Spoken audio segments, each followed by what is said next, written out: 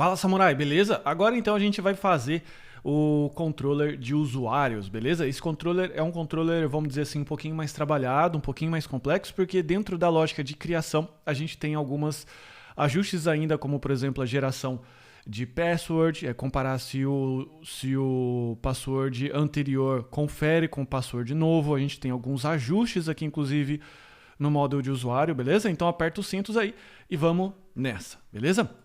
Vamos começar então criando a nossa primeira classe aqui, que é o users controllers. Controllers não, né? Controller.js. Então a gente vai colocar aqui um class users controller. E aqui export default new users controller. Foi o errinho que a gente fez na aula passada, né? Esquecemos de colocar aqui o new, beleza? Ainda a gente precisa declarar agora uns métodos aqui, async index. A gente precisa declarar async show. Eu vou fazer o controller completo, mas não necessariamente significa, por exemplo, que você vai ter a necessidade de consultar todos os usuários na base ou um usuário específico, enfim, tá bom? Mas a gente já vai deixar pronto aqui, para caso você queira fazer um front, para poder consultar, já está pronto. Aqui vai ser o create,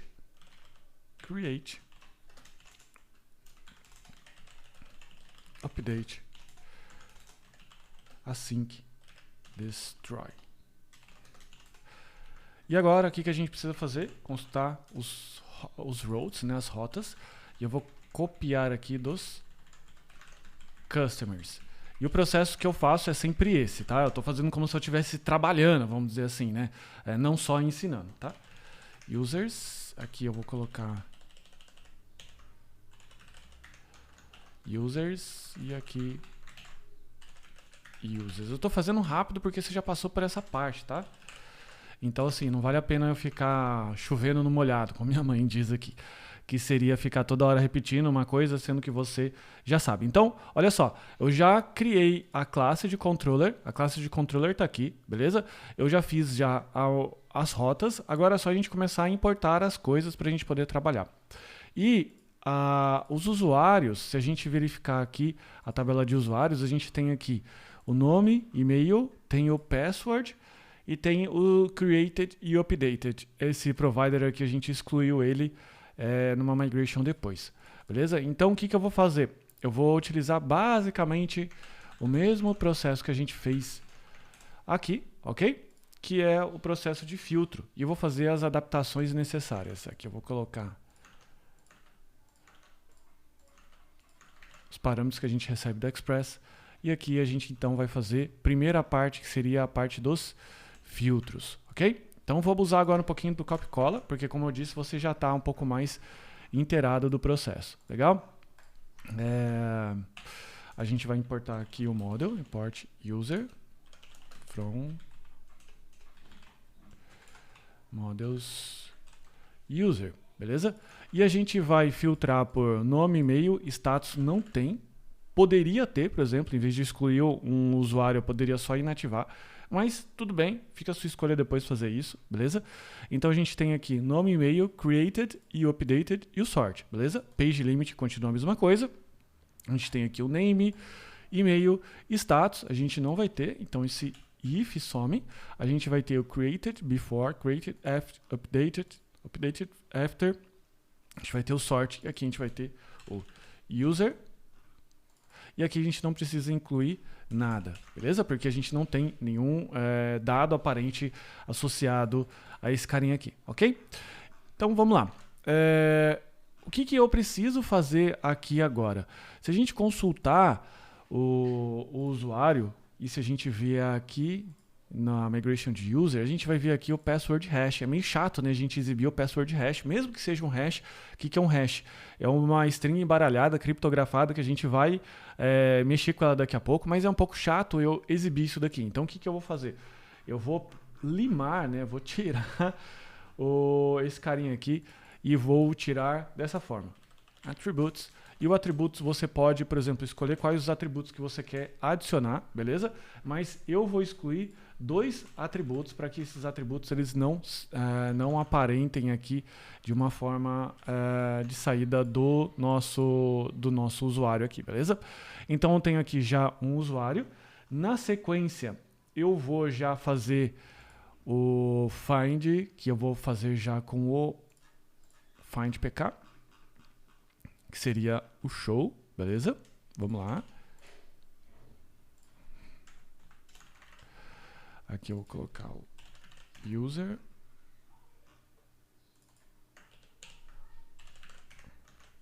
Beleza? Então aqui eu pego um usuário através do ID. E agora que vai começar a mágica, que agora que a gente precisa trabalhar com a nossa criação de usuário. Beleza? Eu vou de novo abusar um pouquinho do Ctrl+C, Ctrl+V aqui, beleza? Para a gente poder explicar. Então, vamos lá, deixa eu só adaptar. Isso aqui vai ser o user. Esse daqui vai ser user, beleza? Então, em tese, a gente está criando aqui. Eu só vou ver se os usuários, o password hash, ele não pode ser nulo. Então, eu vou colocar aqui só para a gente começar a brincar, para você entender o problema. Password hash, beleza? Então, eu acho que é isso daqui. Então, o que a gente vai fazer?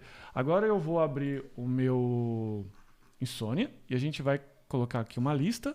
Ele está vazio, beleza? Aqui ele precisa dar 404 e aqui eu vou fazer a criação, ok? Eu vou colocar aqui o password hash.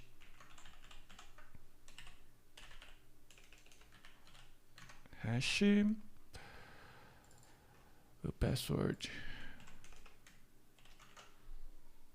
Vou deixar assim, só para ele não se perder. Password hash. Eu vou colocar 1, 2, 3, 4, 5, enfim. Então a gente vai mandar um send aqui e ele colocou error on validate schema, ok?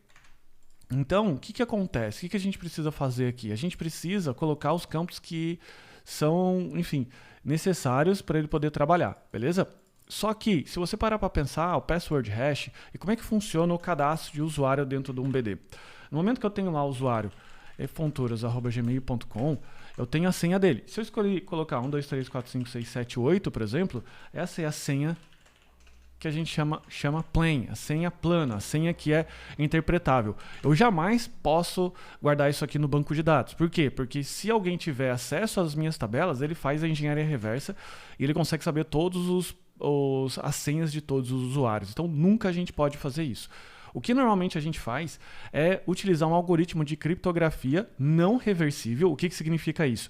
Que uma vez que você digitou a senha, ele embaralha ali a informação e nem o próprio algoritmo consegue descriptografar. Então, por exemplo, essa senha 1, 2, 3, 4, 5, enfim, virou hipoteticamente isso daqui, ó.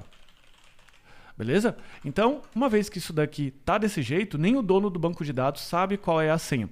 Então, qual que é a possibilidade da gente fazer? Então, isso daqui a gente chama de password hash, beleza? Então, isso é o que fica guardado dentro do banco de dados. E todas as vezes que eu preciso fazer uma autenticação, eu comparo. Então, eu vou receber um password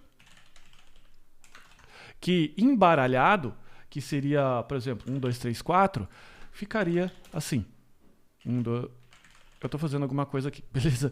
Então, isso daqui é diferente disso. Então, quando ele compara se isso é igual a isso, ele retorna false, beleza? Então, o usuário ele precisa preencher o mesmo valor para ele gerar o mesmo hash e os dois sejam iguais na comparação. Quando for igual, ele vai retornar true e eu sei que o password está correto, beleza? Então, basicamente, essa é a lógica que a gente precisa fazer. Só que essa lógica de geração de hash, a gente vai guardar isso dentro do controller, para que ele fique um pouco mais organizado e a lógica fique centralizada, beleza? E a gente vai fazer isso utilizando uma biblioteca chamada bcrypt.js, ok? A gente vai poder fazer a instalação dela aqui, yarn add bcrypt.js. Ela é uma biblioteca bem tranquila que ela tem já esses hashes pré-determinados. Então a gente vai fazer a importação dela aqui, que é a bcrypt from bcrypt.js. E aqui a gente vai criar um método novo, beleza? É um método que vai ficar dentro da classe, que é o método estático. Diz add hook. que a gente vai chamar o before save. Aqui a gente vai colocar async user e a gente vai rodar alguma coisa aqui. O que é o hook em inglês? Hook significa gancho. Então, todas as vezes que eu quiser executar alguma coisa, executar, por exemplo, qualquer comando, que no nosso caso aqui, quando eu executar a criação de um usuário e antes de salvar, eu quero gerar esse password hash que está aqui. Eu quero preencher essa informação. Então, o que eu vou colocar? If user, que é o valor que está vindo aqui, ponto. Password, o que eu vou fazer? Eu vou dar um user, ponto. Password hash, igual a await decrypt, ponto hash. E aqui é onde ele vai embaralhar. User, ponto. Password, que é o password plano. E aqui eu vou colocar para embaralhar com 8. Beleza? Vamos só dar mais uma olhadinha aqui, porque você está dando um erro.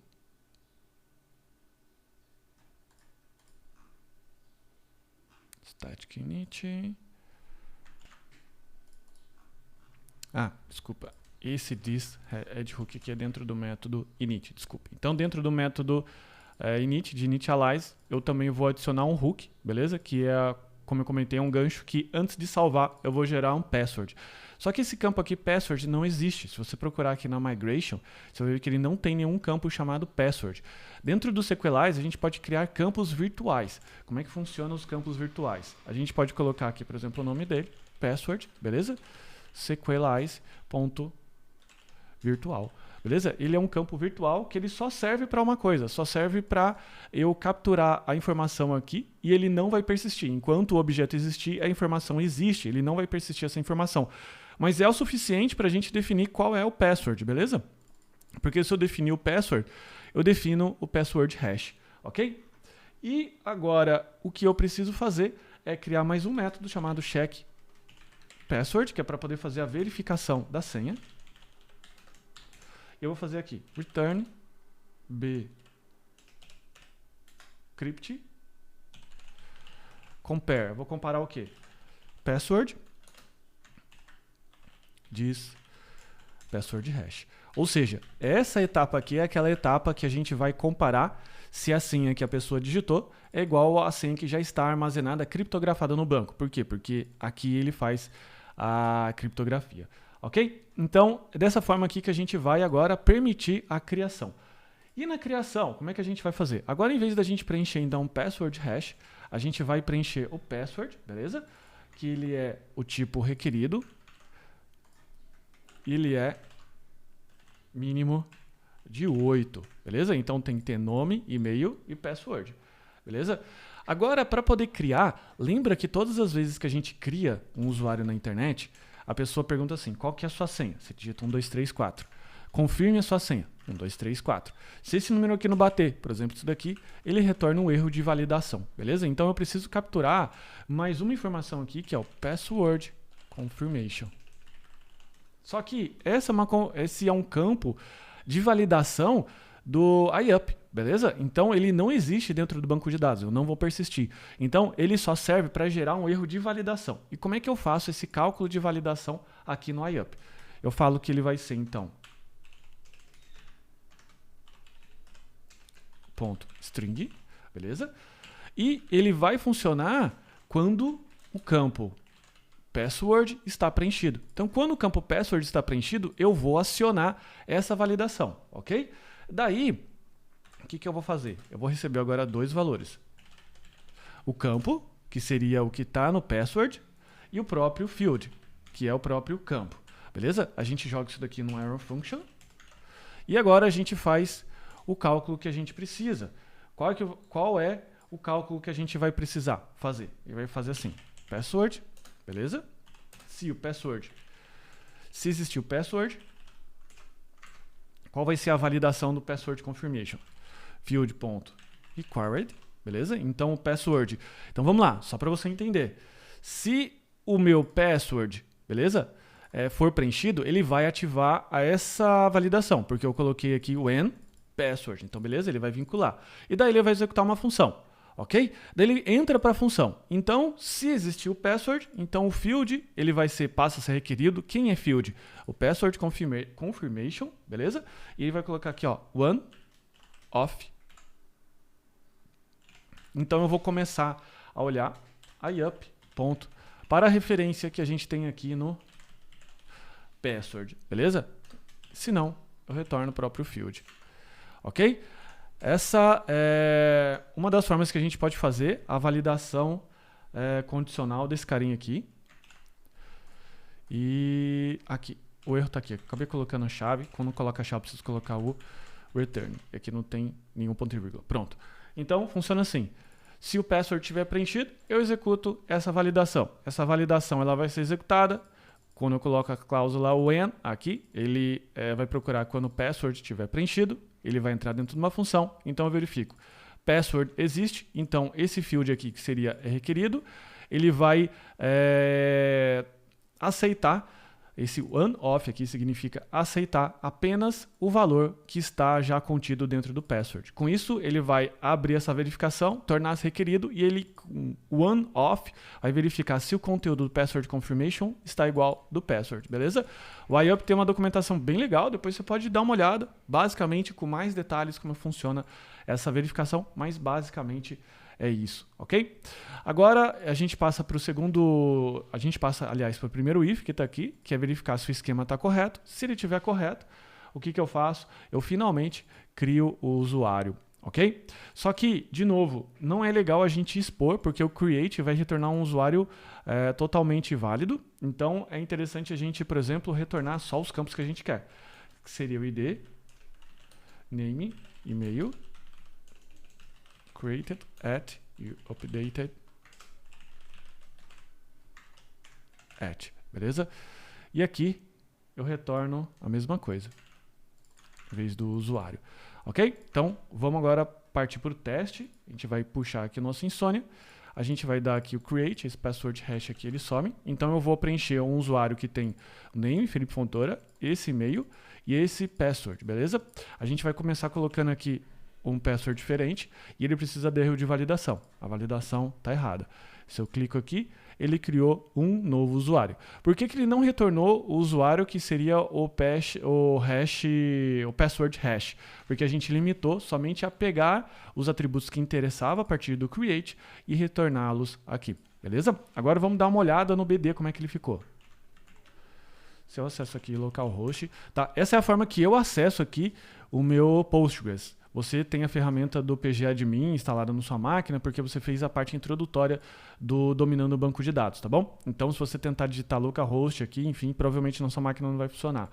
Mas é só seguir a receita que está lá que vai dar tudo certo. Então, se a gente voltar aqui ao rows, você vai ver aqui que eu tenho um usuário Felipe Fontoura, e-mail, e esse password hash aqui. Então, esse é o password que está criptografado, que a gente jamais vai conseguir saber, a não ser por engenharia de força bruta, né?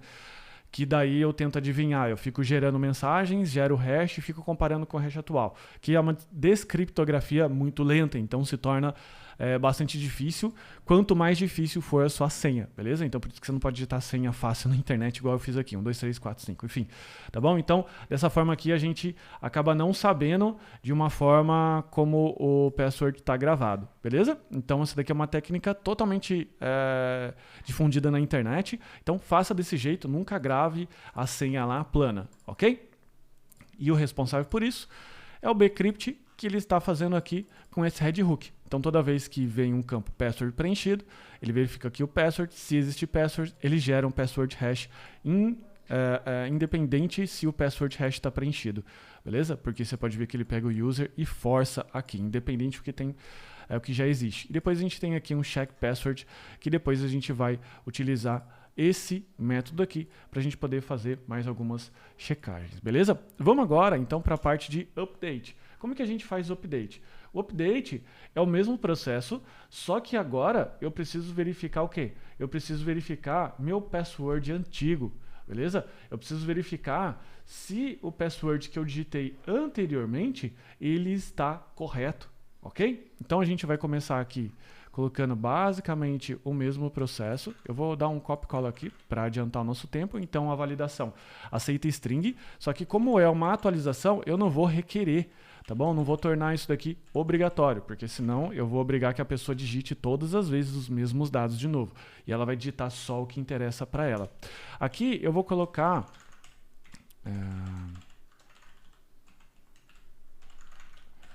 um carinha chamado old password, beleza? Que esse old password, ele vai ser string, já está até aqui, mínimo de 8, beleza?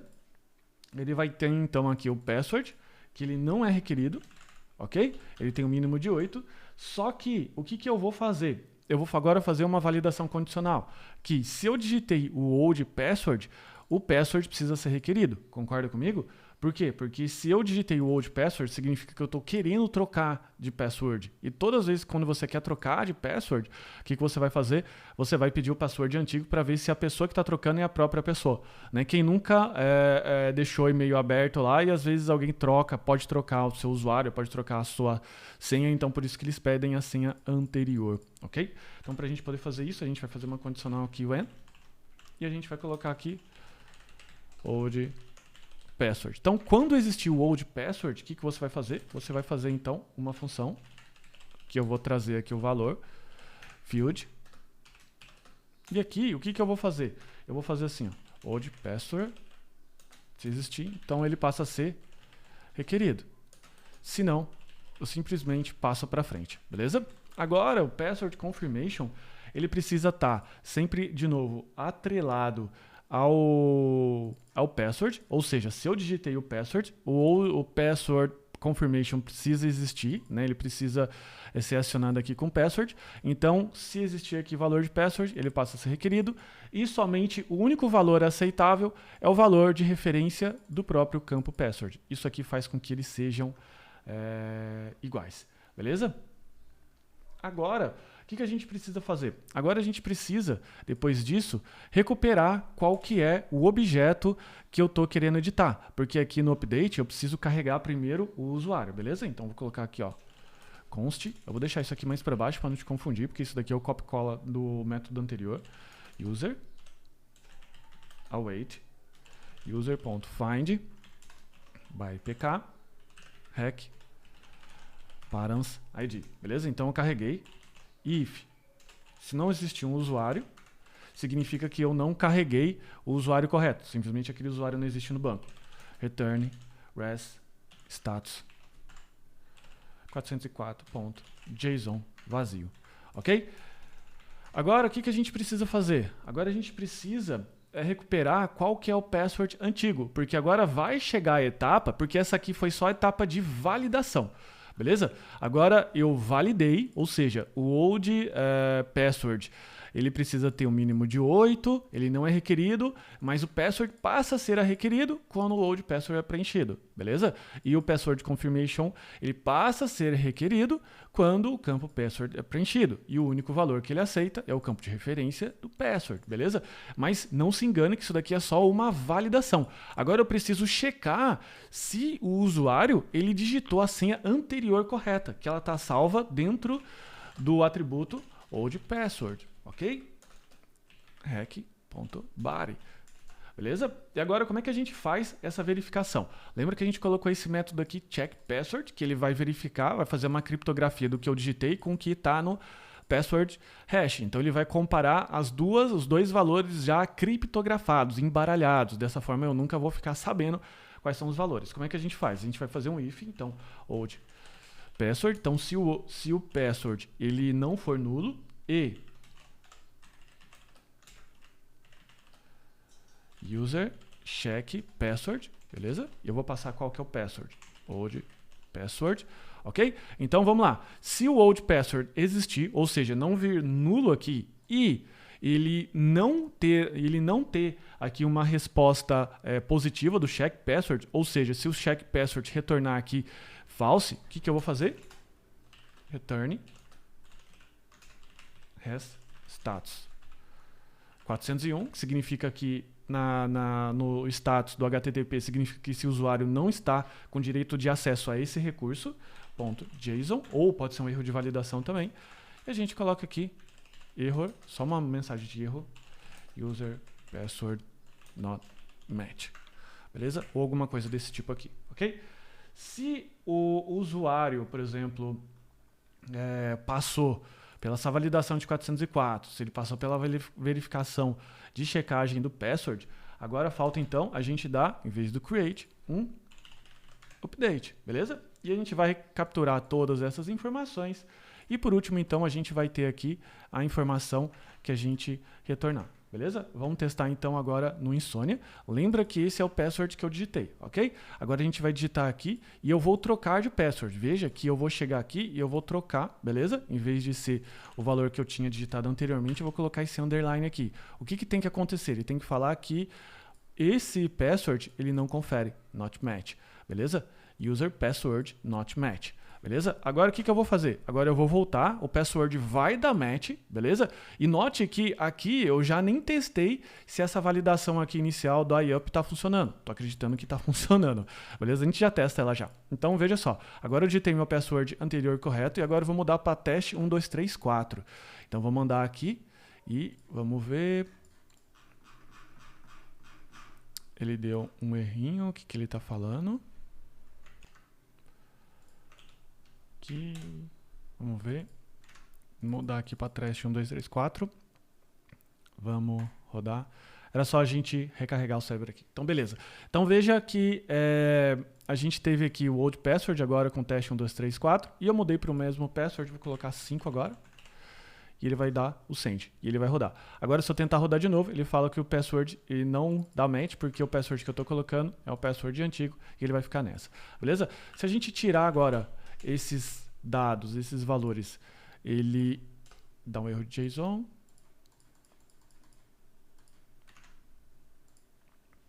Ele alterou, beleza? Porque lembre-se que essa validação aqui de update, ela só vai entrar quando o old password for preenchido. O old password passa a ser preenchido, esse aqui passa a ser requerido, e esse aqui também passa a ser requerido porque o password está preenchido, beleza? Então não tem problema, nem todas as vezes eu preciso preencher. Então vou colocar Felipe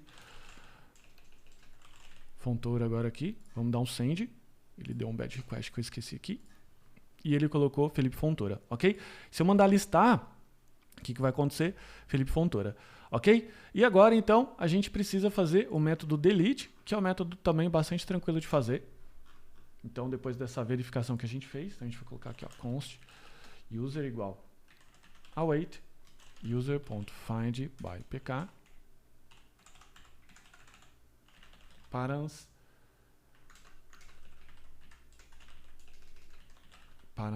id, e a gente vai colocar if user status 404, significa que não achou nada, JSON vazio, e aqui ele vai colocar await user.destroy, e aqui return has JSON, porque quando eu não coloco status, o padrão é 200. Legal? Vamos então fazer com esse lixo aqui, vamos então apagar o usuário 1, dei o send, ele deu erro não, deu status 200, e agora se eu retornar na lista, ele não está retornando nada. Vamos só criar um carinha aqui, para a gente poder criar um com ID 2, a gente vai testar agora o show, que eu acho que a gente não testou, o send e retornou aqui, beleza? Olha só que aqui é o problema que eu comentei, dele estar retornando password hash. O show ele acabou escapando, beleza? E a gente precisa, na verdade, vir aqui e no momento que a gente receber um novo usuário, a gente precisa receber dessa forma aqui, desconstruindo. Então a gente vai colocar aqui.